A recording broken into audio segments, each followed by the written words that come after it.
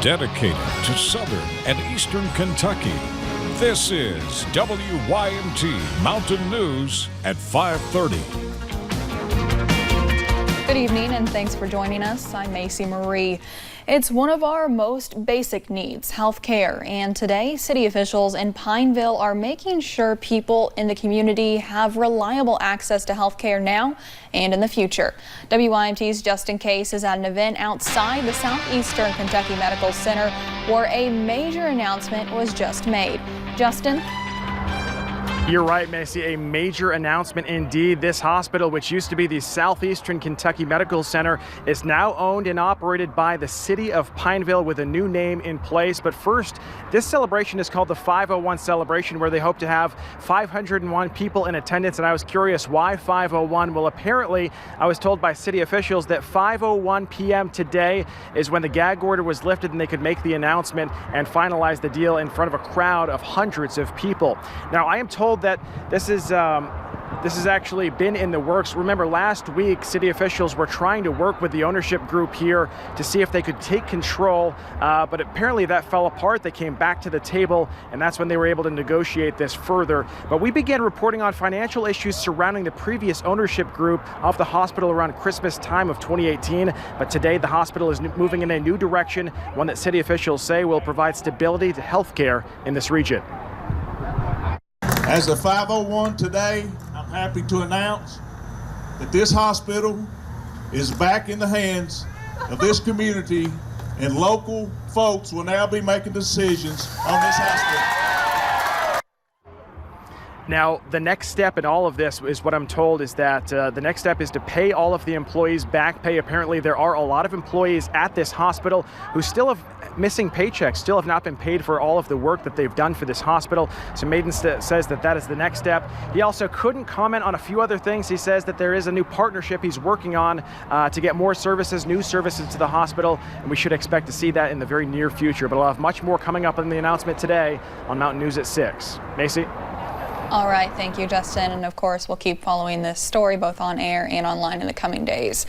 A Madison County man is behind bars accused of severely injuring a newborn child. Police say 24-year-old Sean Dykes injured his 3-month-old girl last month.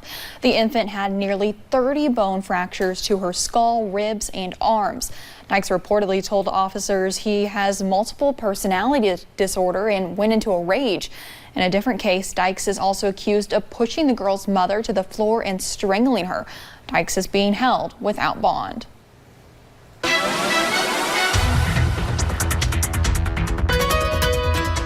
Well, we saw plenty of sunshine today and a little bit of those cooler temperatures, feeling pretty comfortable out there. You'll notice those. We take a look at a few of those cameras as we're looking at US 119 and US 23 in Jenkins. Overall, those dry conditions today. It was nice to have a little bit of a drier day after scattered showers and storms over the past several days, it feels like.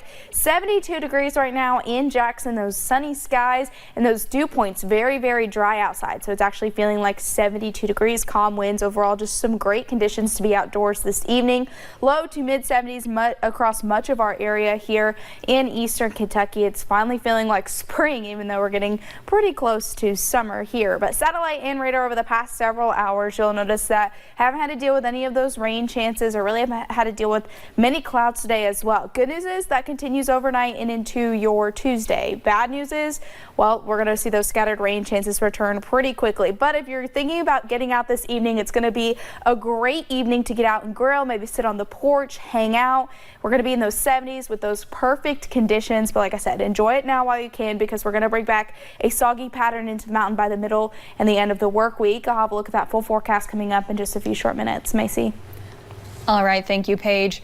Over in Arkansas, people are still dealing with flooding this afternoon. The flood stage for the Arkansas River hit a record high Monday morning. The water is now over 285 feet.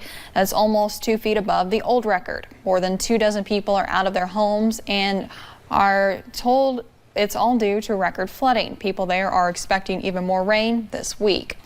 People in Virginia Beach continue to mourn after a mass shooting that happened Friday. Police say the city engineer who opened fire at the municipal building was not disgruntled, but had just resigned.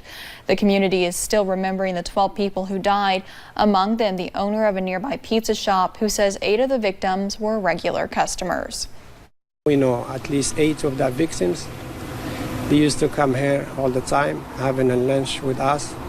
They are very sweet people. They are nice people. Members of a church near the center held a vigil for the victims at noon today.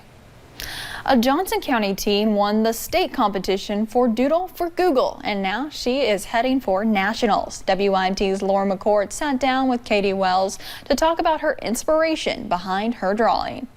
What started out as a small hobby when I was younger, I kind of started just drawing like horses and stuff. Soon became a passion for Katie Wells. It's kind of like expressing your emotions without like saying it. And throughout high school, she never ceased to amaze her teachers. She has put so much work, into her art. She is by far one of the most artistic students that I have ever met. Teacher Haley Stacy assigned all of her art classes to enter a drawing for the competition Doodle for Google. And when Katie turned hers in, well, Miss Stacy knew she had a chance of winning. I thought it definitely, had a chance at winning state and then continuing on to nationals. The theme at the competition was When I Grow Up.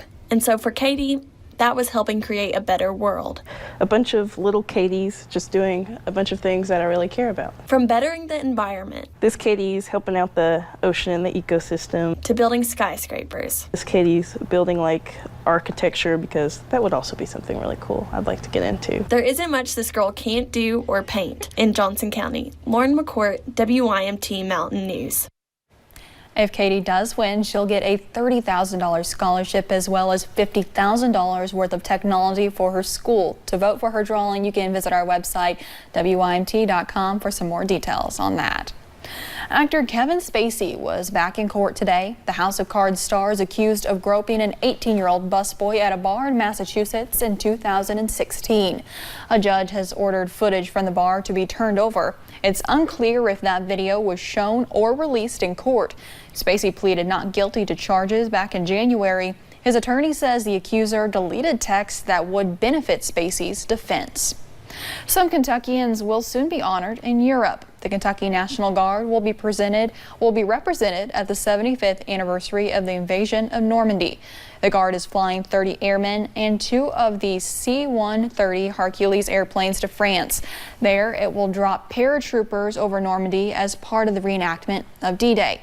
You can see the plane is painted in historically accurate Allied force colors for that event. And the crew left this weekend. Thursday will mark the 75th anniversary of the World War II battle, which was a turning point in the war and the largest seaborne invasion in history. The man who admitted to throwing a child over a balcony received a 19-year prison sentence today. Emmanuel Aranda pleaded guilty to attempted murder in the case. The child fell almost 40 feet in the April attack. Aranda says he went to the mall looking for someone to kill. The 5-year-old is still recovering from that attack. Last month, family members said he'd still need more procedures. A new program in Kentucky is helping law enforcement find violent offenders faster.